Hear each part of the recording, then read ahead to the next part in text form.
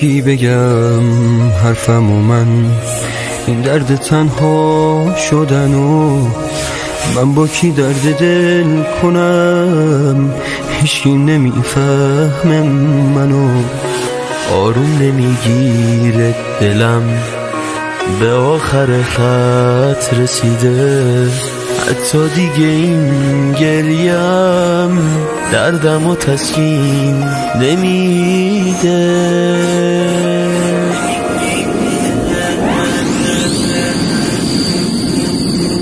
به کی بگم حالم و احوالم و بد، شگونی فالم و من با کی تحویل بگیرم باز عید امسالم و من.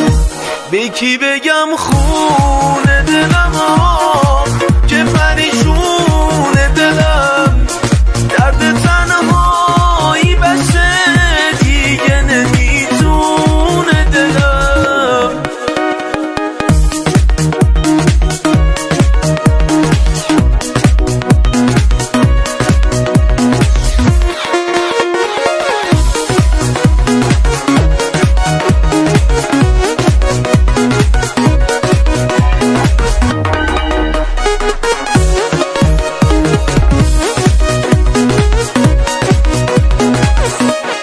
از دست کی گله کنم، از تو، از اون یا از خودم؟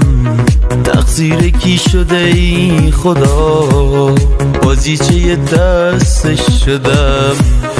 حتی به فکرم نرسید این کارو در حقم کنه، خوشیمو از من بگیره، منو اسیر غم کنه.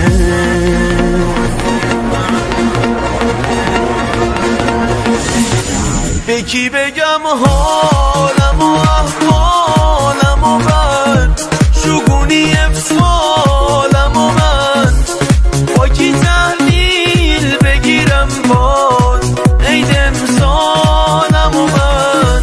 به کی بگم خونه دلم که پریشونه دلم، درد تنهایی بسه دیگه نمیتونه دلم. به کی بگم